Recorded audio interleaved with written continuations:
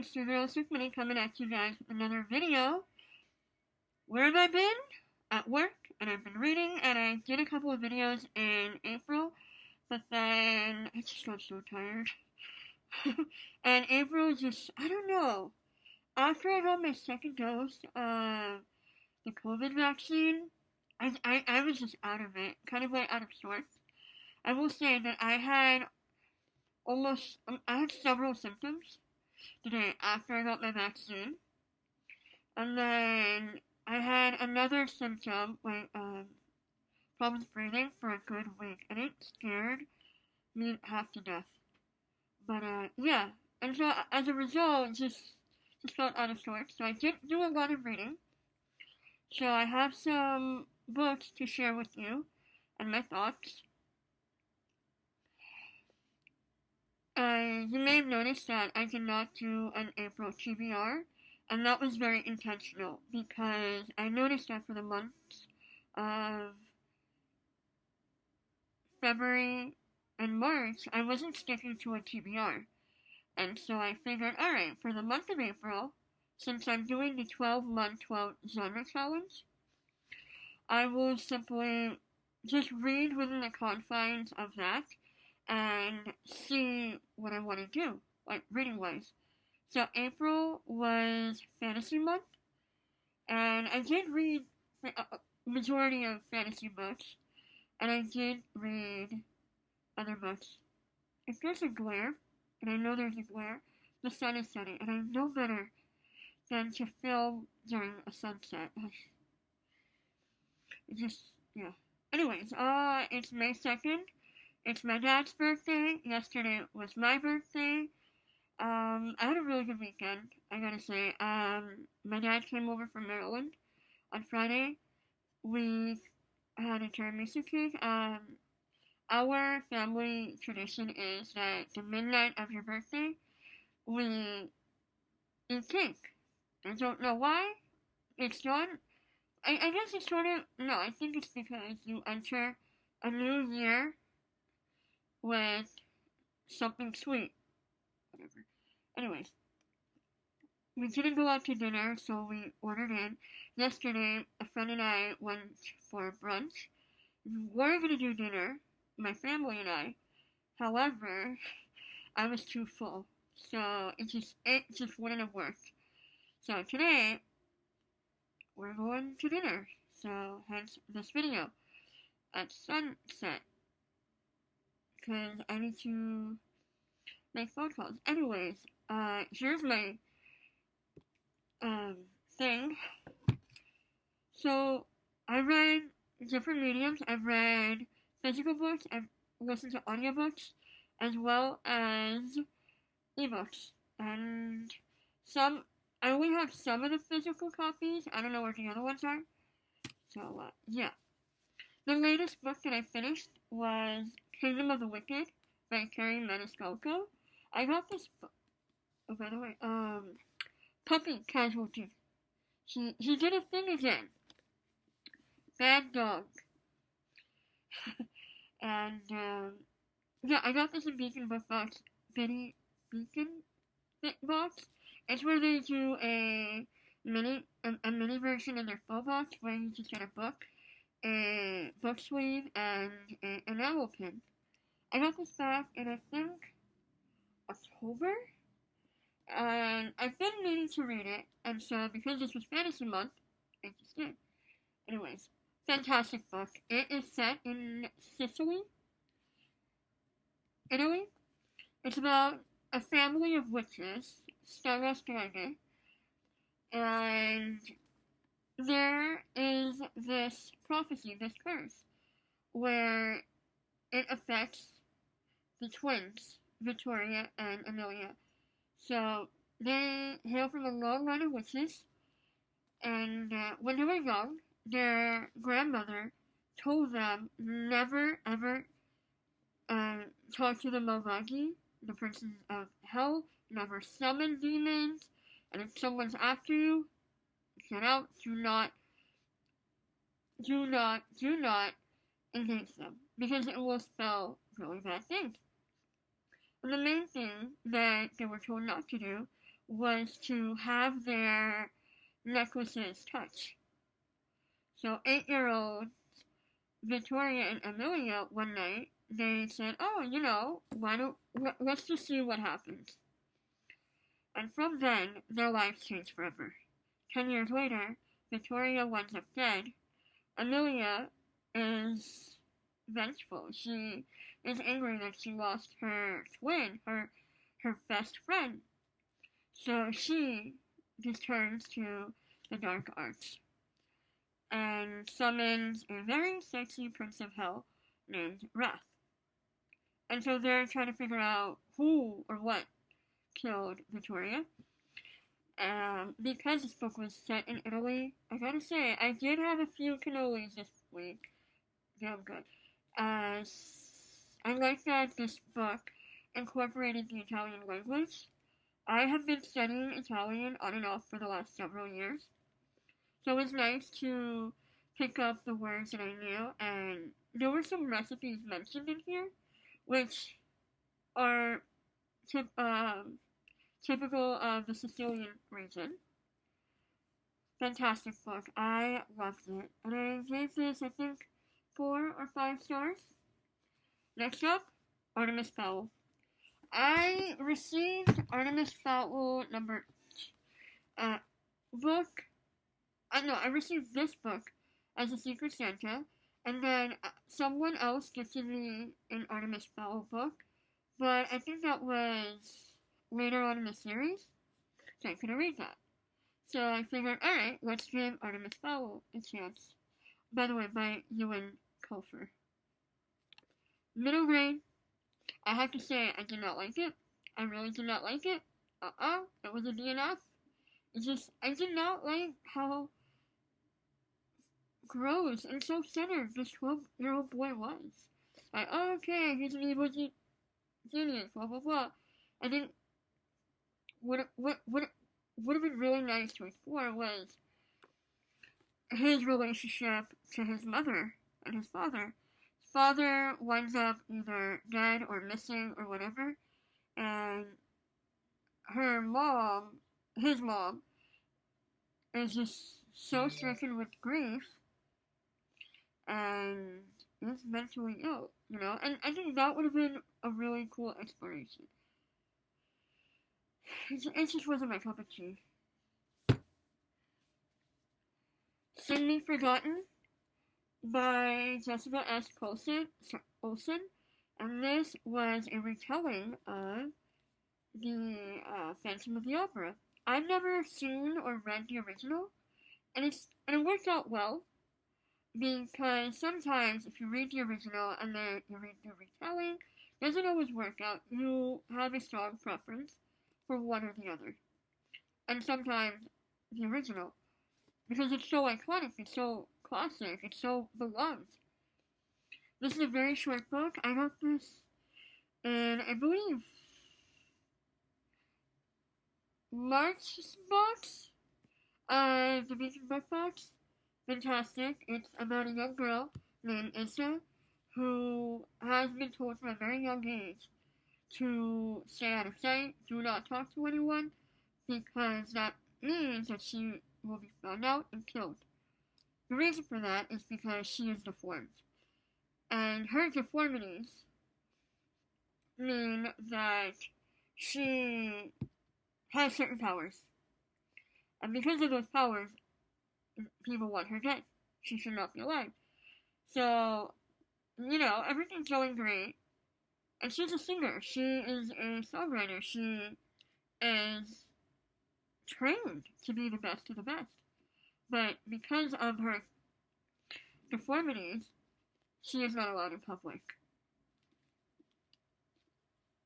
Which is interesting. Because, some people with deformities in real life are not allowed,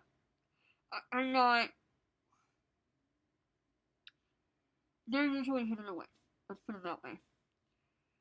A family member, similar. Anyways, I digress. And so one night, she meets Emmerich Rodan, who basically changes her life forever. Fantastic book. I love the pacing of it. It was very short, I will say, and I appreciated it. Because I feel like fantasy books tend to be really long at times, and it just slogs through towards either the halfway point or towards the end. This was perfect, and it was concise, beautiful. Next up, I read Written in the Stars by Alexandria Belfleur. By the way, so here's something funny. I saw this book back in November, December, when I was doing Secret Santas in my local bookstore. I saw it, but I didn't pick it up. I'm like, alright, I'll get it some other time.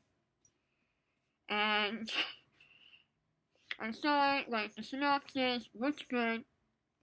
However, I forgot the title of the book. So I went to my bookstore and said, okay, I know the cover of the book. I know it starts with written, maybe. There's something about stars. It has either string lights or stars on it. I don't remember. And she spent a good 20 minutes on her computer finding me the book. She's like, is this one? No. Is this one? Yeah, I know. No. When she found it, yes, finally. So, please, please, please invest in your local bookstores, invest in your public libraries. They're amazing. These people are literal magic. Anyways, LGBT love story, fake, dating trope, which apparently I love. It's about these two women, Darcy Lowell and Ellie Jones.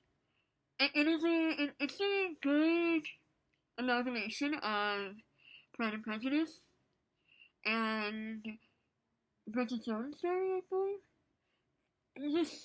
So these two have a disastrous first date. They were set up on a blind date by Darcy's brother. Well-meaning, very, very nosy. And Darcy, in a panic, when her brother asks her how the date went, she says, oh yeah, the date went great, we loved it, we're trying to figure stuff out, we'll see where it goes.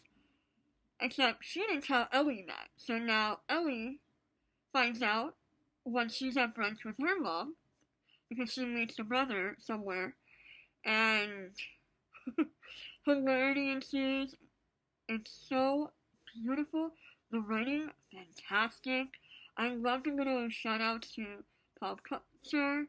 I loved the nod to fan fiction and fan fiction writers. Because there are so many talented writers who literally just write stories for free and don't expect money. Well, also I need to go back into fan fiction more. I gave this 5 stars. It was really beautiful, and I loved it. And the smut scenes in here, it was to die for. Loved it. Next up, I read. 1 second. The Immortals of Maluha, which is right. Let's see. Right here. If you have. Whoops. I did a review video about this a couple weeks back, so go and watch that. I'm not going to go into deeply. This is basically a mythological mythological take on okay, this book is based on mythology, Hindu mythology, and this is taking it as if Lord Shiva was a real live human being instead of a god. It takes place in 1900 BC. It's by Amish Tripathi, an Indian author. My dad went to India and I said, hey, I want some books. He got them for me. Yippee-ki-yay. Good book. Alrighty. Other books that I read was Called Upon. Sorry, I had the books on my Goodreads. Also, follow me on Goodreads. I upload what I'm reading there, what I'm reading quite often. I use it more than Twitter. I'll give it that much. Alrighty. So I read, or more like I DNF'd, Called Upon by Bethany Lee. There were just so many issues with that book. I just couldn't. It was really bad. Well Met, another romance novel, and this is Renaissance Fair by Jen DeLuca. Really cute. Then I read the sequel, Well Played, by Jen DeLuca as well. Then I read Arusha and the Tree of Wishes, the third book in the Bandama series. And this one, it was... Okay, so here's the thing about Roshni Chokshi, Rick Riordan, and such. Their writing tends to be formulaic, because they follow a strict formula. Sometimes it gets boring, sometimes it's really good, sometimes it, and this one, I don't know, it went,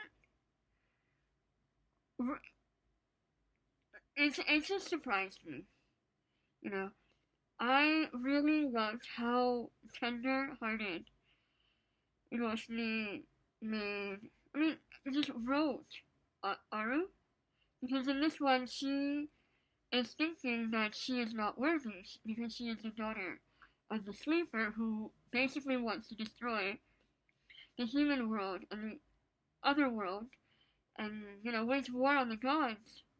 That she must be evil or something.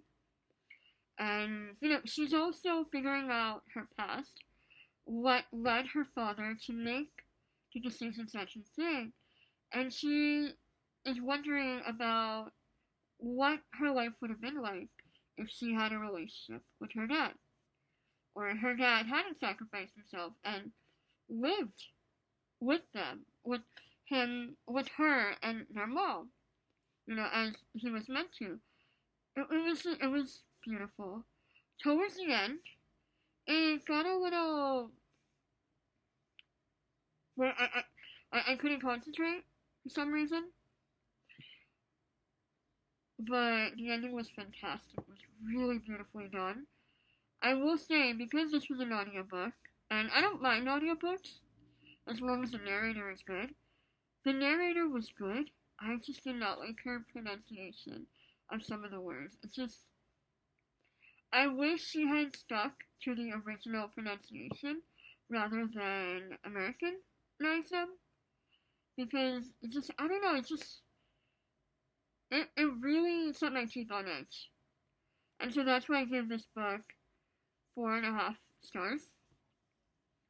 I just wasn't vibing with the author. Sorry. And then next I read Lost in the Neverwoods by Eden Thomas. Fantastic book. It is a retelling of Peter Pan. Beautiful. Go read it.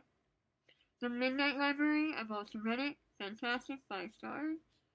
And yeah, that's all the books that I've read. And yeah, comment, like, subscribe. I will see you guys next time. Now I'm going to go film another video. Alrighty. Bye bye.